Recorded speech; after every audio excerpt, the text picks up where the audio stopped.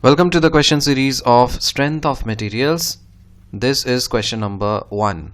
If two principal strains at a point are 1000 into 10 to the power of minus 6 and minus 600 into 10 to the power of minus 6, then the maximum shear strain is. So here what is being asked? Maximum shear strain. So we know 5 max equals to epsilon 1 minus epsilon 2.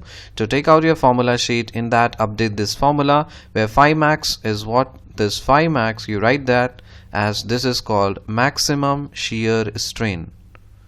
Maximum shear strain. Epsilon 1 is your major principal strain. This is called major principal strain,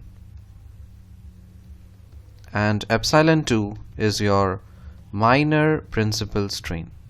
Okay, so this is a direct formula based question, so you should remember these formulas because there are certain questions where you should remember the formulas by heart. Okay, so epsilon 1 value is given as 1000 into 10 to the power of minus 6. This is your major principal strain. Phi 2 is given as minus 600 into 10 to the power of minus 6.